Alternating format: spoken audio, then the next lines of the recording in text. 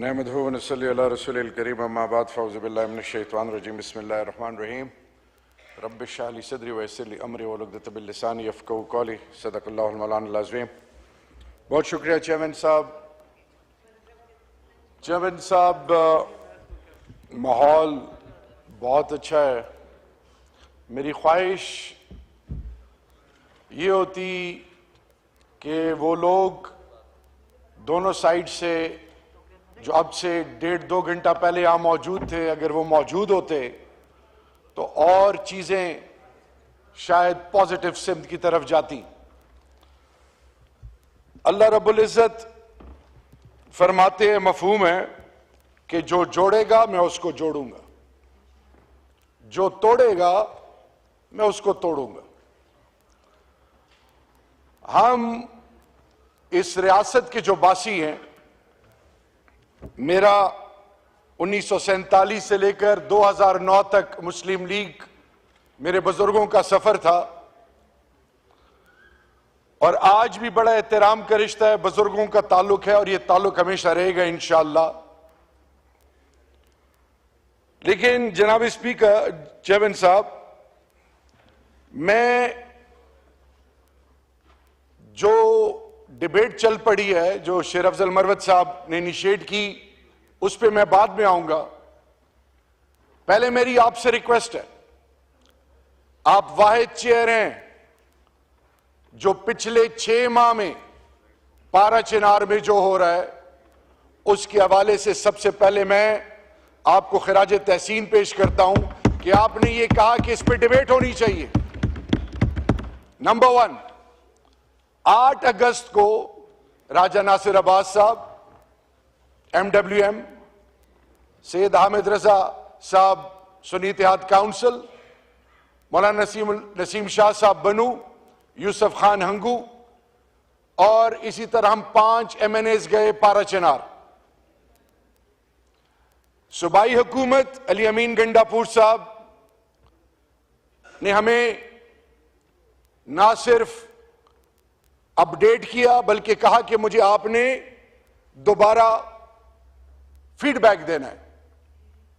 जब हम पारा चिनार गए, चेयरमैन साहब, हमें यह कहा गया कि हम नहीं जानते कि कौन है ये। जमीन का तनाजा जरूर था लेकिन ये ऐसा तनाजा नहीं था, ये काफी अरसे से चला आ रहा है कि जिससे मासूम निहत्ते लोगों को मारा जाए और बच्चों, 6 माह की बच्चियों के मुंह में गोलियां मारी जाएं, क्रश मशीनों में बच्चियों को डाला जाए, लोगों की बेटियां ले जाई जाएं। वो कह रहे थे हमें समझ नहीं आ रही हमारा दुश्मन कौन है। हां, टिकटॉक पे एक दूसरे फिरके को ताना दे के वो खुलेआम फिर रहे हैं और वो तमाम मोर्चे जो बनाए गए थे 17 के करीब, उनमें कोई लोग आ जाते हैं, दोनों तरफ फैन बता रहे हैं हम जानते नहीं हैं, फायरिंग शुरू होती है और कुछ ऐसी फायरिंग होती है कि वो असला कभी हमने जिंदगी में ना देखा ना सुना। वहां पे फरीकैन से मिलने के बाद, उससे पहले GOC मेजर जनरल भट्टी साहब जो हैं कोहाट, उनसे भी टेलीफोन पे बात हुई। चीफ मिनिस्टर ने कोर कमांडर पेशावर को भी बात की, मैंने भी रीच आउट करने की कोशिश की। हमें यह कहा गया कि आप मेहरबानी करें, इस पे ग्रैंड जिरगा बनाएं। CM साहब ने उनको पेशावर बुलाया, चीफ सेक्रेटरी और कोर कमांडर साहब उसमें मौजूद थे। हालात नॉर्मल हुए और एक दफा फिर चेयरमैन साहब कुछ ही हफ्तों बाद दोबारा, और वो जुल्म और बर्बरियत, वो इंसानियत सोज बजालिम, वो जबर और जुल्म जिसको कहते हुए शर्म आती है, वो आज पारा चिनार का मुकद्दर बना हुआ है। लोग आ जा नहीं सकते, अद्वियात नहीं, आपने खुद आज कहा, ये फिगर कम बताई गई है, एक्सेस नहीं है। उनकी सुनवाई नहीं है, उनकी कोई आवाज नहीं है। मैंने बारहा इंटीरियर मिनिस्टर के हवाले से, फेडरल गवर्नमेंट के हवाले से 18th अमेंडमेंट बेशक सूबे का रोल है, लेकिन वफाक अपना रोल क्यों नहीं दिखा रहा? तो मेरी आपसे रिक्वेस्ट है, मैंने अभी आज फजल रहमान साहब से भी रिक्वेस्ट की है, मैंने कल परसों स्पीकर साहब से भी रिक्वेस्ट की कि स्पीकर साहब एक नेशनल असेंबली क्या एक delegation parliamentarians from all the political parties, इनको पारा चिनार भेजें, वहां बिठाएं, क्योंकि इस वक्त ग्रैंड जिरगा कोहाट में चल रहा है। 3 हफ्तों से ग्रैंड जिरगा चल रहा है। चीफ मिनिस्टर खैबर पख्तूनख्वा भी आए, उसके अगले दिन गवर्नर साहब भी आए, सब चीजें चल रही हैं। ओनरशिप लेने के लिए कोई तैयार नहीं है। पारा चिनार की जो स्ट्रेटेजिक लोकेशन, पारा चिनार के इर्द गिर्द लोग वो सोलली डिपेंडेंट है लॉ एनफोर्सिंग एजेंसीज पे। कमिश्नर कोहाट उसको डिविजनल हेड है, उसको हेड कर रहा है। लेकिन मैं हैरान हूं कि आज हम माजी को तो याद कर रहे हैं, हाल के हवाले से जिस तरह आज हम पारा चिनार, इसी तरह चमन, इसी तरह जारी खेल, बक्का खेल, बनू, इसी तरह पूरा ड्यूरेंट लाइन 2611 किलोमीटर का बॉर्डर, लोग इंटर होते हैं, हमारे लोगों को मार के हमें आपस में लड़ा के फिर चले जाते हैं, और हम अहमकों की तरह दस्तों गिरबान आपस में उलझे हुए हैं। आज ये बातें जो, जब ये मेरा भाई आज ये बात कर रहा था, 2 आवाजें मेरे कानों में आई। एक आवाज आई शेर अफजल मरवत के हवाले से कि लगता है कि सॉफ्टवेयर अपडेट हो गया, और इधर से आवाज मुसलसल उनके हवाले से, उनको डिस्करेज करने के हवाले से आ रही थी। मैं आज एक बतौर, ये 3rd टर्म है मेरा, आज मैं ये सवाल पूछना चाहता हूं, आप ना होते तो आज मुझे फिर मौका नहीं मिलना था। ये कौन सी ऐसी कुव्वतें हैं जो हमें अडियाला में भी नहीं मिलने देती? हाई कोर्ट से हमने कंटेम्प्ट में परमिशन ली हुई नहीं मिलती। ये कौन सी ऐसी कुव्वतें हैं कि स्पीकर साहब के साथ एक डेलीगेशन रशिया में बैठे और उनके खिलाफ 780A के पर्चे हो रहे हैं? ये कौन सी ऐसी कुव्वत है जो कि उन लोगों को जिनका जीना मरना पाकिस्तान है, हमारा ईमान है पाकिस्तान, मां बहनों बेटियों की चादर और चारदीवारी को पामाल कर रहे हैं? हम मॉडल टाउन और डी चौक को भूलना चाहें, आने वाली नस्लें नहीं भूलेंगी। ये इजाजत किससे दी इस सियासत में मां बहनों की बेटियों की तजलील करना? बातें बहुत हैं चेयरमैन साहब इनिशिएटिव नहीं है। ठीक है, चार्टर ऑफ डेमोक्रेसी पे आपने बात की, आपके और पीपल्स पार्टी के बीच में तारड़ साहब ऐसा कुछ हुआ, वो तस्वीरें मैं नहीं कहना चाहूंगा, इखलाकियात के जनाजे निकाले गए, उस वक्त तो पीटीआई का दूर दूर तक कोई नामो निशान नहीं था। आपने माजी की बातें की, अगर माजी को दोहराते जाएंगे मुस्तकबिल, हाल और मुस्तकबिल कभी बेहतर नहीं होगा। Forgive and forget. अगर इस मुल्क के साथ वाकई हम सिंसियर हैं, आने वाली नस्लें, आज के बच्चे पाकिस्तान में नहीं रहना चाहते, वो लोग जो पाकिस्तान दुश्मन है, वो सोशल मीडिया हाइब्रिड के थ्रू हम में इतना गैप लेके आ रहे हैं। जिस तरह भी आपने कहा कि कहा गया कि जी पाकिस्तान के एक सपूत शहीद राशिद मिन्हास, निशान हैदर, जो पाकिस्तानी हो, जो अल्लाह और अल्लाह के रसूल का मानने वाला हो, और वो इमरान खान का सिपाही हो, वो सब कुछ कर सकता है, पाकिस्तान और पाकिस्तान के शुहदा पे कभी कॉम्प्रोमाइज नहीं कर सकता। ये हमारा ईमान है। हम कहते थे, हमारा मजाक उड़ाते थे लोग कि यही वो फौजी हैं कि जिन्होंने जब हमारी घरों से और मस्जिदों में और इमाम बारगाहों और खानकाहों में खुदकश धमाके होते थे, जब लाशें नहीं मिलती थी, इन्हीं जवानों ने छाती आगे करके अपने जानों के नजराने पेश किए थे। हमने तो कब, मेरा लीडर जब कहता है कि मेरी जिंदगी से ज्यादा अहमियत अफवाज पाकिस्तान से है, तो आज मेरा आपसे सवाल है कि इमरान खान और तहरीक इंसाफ और पाकिस्तान के 90% वो लोग जो इमरान खान के साथ आज खड़े हैं, आप उनको फौज के आगे कौन लेके आ रहा है? कौन ये नैरेटिव बना रहा है? कौन ये पाकिस्तान के साथ दुश्मनी कर रहा है? कौन पाकिस्तान की बुनियादों से खेल रहा है? अपने चंद वोटों के लिए, अपने चंद वोटों के लिए आप एक इदारे को एंगेज इनडायरेक्टली कर रहे हैं। मुकाबला तो मैदान में किया जाता है, मुकाबला तो इलेक्शनों में होता है।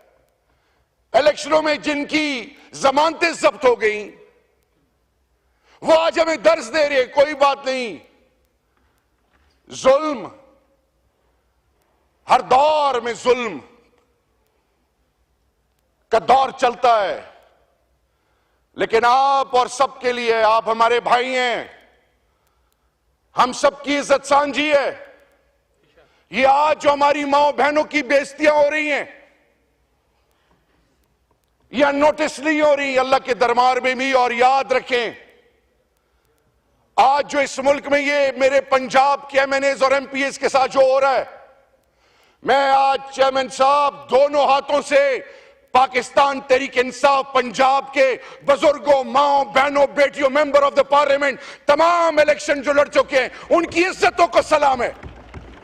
आपने उनके कारोबार बंद कर दिए, आपने उनकी माओ बहनों बेटियों को घसीटा, आपने हर किस्म का रौब और जुल्म उन पर ढाया, लेकिन आज भी उनके जबान से इमरान खान, इमरान खान, इमरान खान की आवाज आती है। और ये रहेगी इंशाअल्लाह, क्योंकि पाकिस्तान का बड़ा बेटा पंजाब जो हमारी गैरत है, वो जाग चुका है।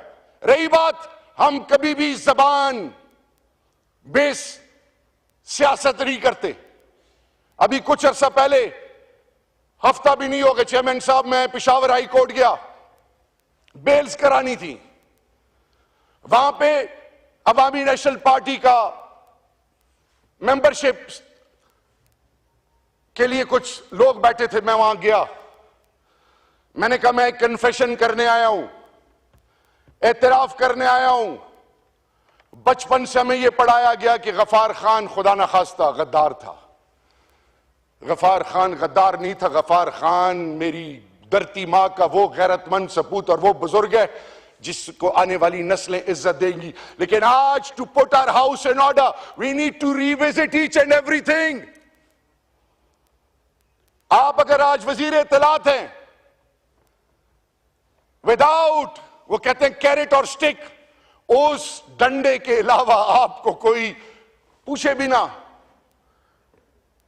आज आपसे एस्टेब्लिशमेंट थोड़ा हाथ पीछे करती है, तो फिर देखिए क्या होता है।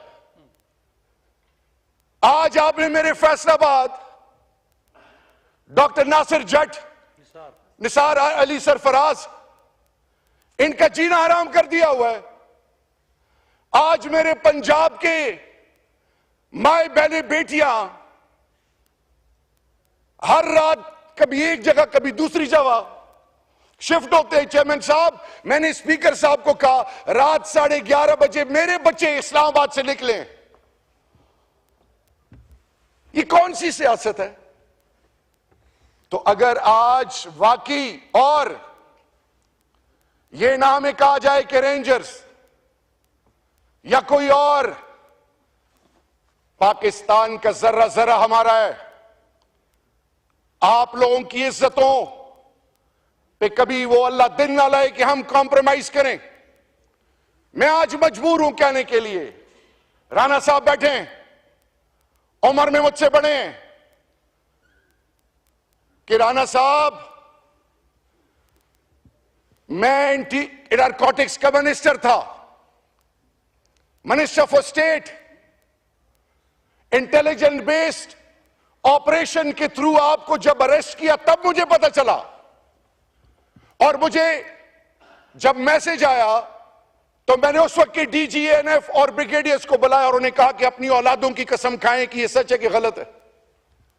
मैं उन डीजी साहब को लेके गया प्राइम मिनिस्टर के पास, यही अल्फाज प्राइम मिनिस्टर के थे। मैं उनको कैबिनेट में लेके गया जिसमें फैसल वाडा साहब और ये सारो तारिक साहब जो है बावलपुर से मुस्लिम लीग काफ के, तारिक बशीर चीमा साहब, उन्होंने क्वेश्चंस किए। जब आपको फोन आया 9 मई के बाद शाहिद आफरीदी का कि शहरियार के साथ आपका जो मसला है, मेरी भाभी को आप लोगों ने क्यों उठाया, मैंने तो आपकी फैमिली को, आपकी इज्जत को, कभी मेरी 7 पुश्तों में मेरी तरबियत ऐसी नहीं हुई कि मैं सोच सकूं, मेरी मां बहनों बेटियों को आप जरा पता कराएं कि मेरी बीवी बेटी के साथ आप लोगों ने क्या किया। मैं चुप हूं। ये बाकियों की जो माएं बहनें बेटियां हैं, राणा साहब आप तो पहले कहते थे कि जनरल बाजवा ने मेरे ऊपर केस बनाया था, मुझे ख्वाजा साद रफीक ने हाथ से पकड़ा, मैं उलझना चाहता था। अभी आपने कहा कि जी इमरान खान ने उसको कहा था। आज नीनल नामों के नीचे हैं। मुझे मेरा उस वक्त भी मजाक उड़ाया गया था जब मैंने कहा था कि नीनल नामों के नीचे खड़ा हूं, अगर इमरान खान मैंने इनके खिलाफ ये मुकदमा बनाया हो तो अल्लाह हमें ईमान की मौत ही ना दे, तब भी मजाक उड़ाया गया था। मैं आज इतने अरसे बाद भी ये कह रहा हूं, आज आप पॉलिटिकल एडवाइजर हैं, आज आपके पास इख्तियार हैं, इंक्वायरी करें, तहकीक करें, बताएं कि किसने आपके खिलाफ ये पर्चा काटा था।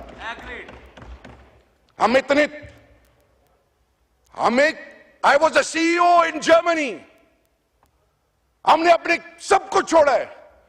ये आज अली मोहम्मद खान, ये जरताज, ये हम सारे, हमारा कोई कारोबार नहीं है। मेरे ऊपर जब पीडीएम की गवर्नमेंट आई, मुझे कहा कि जी इंटीरियर में, कश्मीर कमेटी में, नारकोटिक्स में, सेफ्रॉन में तुम्हारे खिलाफ सब चीजें ढूंढी जा रही हैं, पाकिस्तान से चले जाओ, तुम पे हाथ डालेंगे। मैं 16 मई को अपनी बीवी और बच्चों के साथ अपने घर में था, बगैर किसी असले के, ना तब भागा था ना अब भागूंगा, आखिरी वक्त तक इमरान खान के साथ और पाकिस्तान के साथ खड़ा रहूंगा। ये हमारा ईमान है। लेकिन राणा साहब आज आप मेहरबानी करें, बताएं ये कौन लोग हैं जो हमारी माओ बहनों की तजलील करते हैं। आपकी बीवी, मेरी मां, मेरी भाभी, मेरी इज्जत है, जो उनको गुजरना पड़ा, जो इससे पहले पीपल्स पार्टी ने सहा, जो MQM ने सहा, जो आज अख्तर मैंगल साहब मुंह फेरे बैठे में, जो बुक्ति साहब, आज ये पार्लियामेंट। चेयरमैन साहब, मैं आपके सब्र को दाद दूंगा। 11 सालों में अपनी हुकूमत में भी मुझे किसी ने इतना, मैं सिर्फ इतना कहना चाहूंगा चेयरमैन साहब, आप और ये ऐवान गवाह रहेगा, हमने बड़ी मार खा ली है। मैं अपनी बेटी के साथ गया था तो एज इंटरनेशनल स्टूडेंट उसका बैंक अकाउंट पाकिस्तान और मेरे नाम से जब आया, इट टुक 7 वीक्स। क्यों? रास्ते बंद हो रहे हैं हम पे। आपस की लड़ाई में हमारा वो जिसको 45 साल गले से लगाया, और अफगानिस्तान हमारी इज्जत है, गैरत है, हमारा भाई है, उसके जवान क्यों मुतनफर हो रहे हैं? ईरान और पाकिस्तान एक दफा फिर दूर क्यों हो रहे हैं? सऊदी के अंदर वो पॉलिसीज क्यों आ रही हैं मेरे मुल्क के हवाले से? यूएई के अंदर कुछ तो है जिसके लिए हम जिम्मेदार हैं। क्या वजह है कि पार्लियामान पे हमला होता है, मेंबर ऑफ द पार्लियामेंट्स को पार्लियामान से उठाया जाता है? 342 के पार्लियामान में अपर और लोअर हाउस कुछ कहना चाहे भी तो नहीं कह सकते। मैं उस वक्त भी स्पीकर साहब के पास गया था, अयाज सादिक साहब के पास, कि राणा साहब से कहें कि अगर कोई बात है तो मुझे सामने बैठाएं, क्योंकि मुझे कभी अली मोहम्मद खान बताता था, कभी कोई और बताता था। मैं आज राणा साहब बड़े खुले दिल से, आपकी उम्र मुझसे बड़ी, आपकी इज्जत मुझ पर फर्ज है, अगर हमने इस घर को ठीक करना है तो नेक नियति प्रायोरिटी नंबर 1 है। और अगर किसी के जहन में यह है कि गोलियों से डरा देंगे या पर्चों से डरा देंगे, उस रब्बे जुल जलाल की कसम, ऐसी मां पैदा नहीं हुई जो हमें गोलियों और इन पर्चों से डराए। ये हमारा ईमान है, ये अब हमारी जिद है। इमरान खान को इस कौम की जरूरत है, इस पार्लियामान और इस मुल्क के अंदर तमाम पॉलिटिकल पार्टीज के बीच में ट्रुथ एंड रिकॉन्सिलिएशन के अलावा एक यूनिटी और एक नई कमिटमेंट के लिए हम सबको बैठना पड़ेगा। हम सब आपकी इज्जत करते हैं, लेकिन ये कैसी इज्जत है कि मुझे आप कहते हो कि हम बनी गाला गए और फिर मां बहनों बेटियों पे हाथ डालते हैं। ये कैसी इज्जत है कि आप मैसेज भिजवाएं कि तुम्हारी बेटी 14 और 15 साल की हो गई है। ये कैसी इज्जत है? जो मां और बच्चियां रोडों पे भाग रही हों और इस्लामाबाद एफेट की सड़कों पे, और ये अगर ना होता तो मेरी 7 पुश्ते भी मुझे माफ ना करती। ना करें, इस हद तक ना जाएं। चेयरमैन साहब इनको बताएं और सुनने वाले सुन लें, इस हद तक ना जाएं।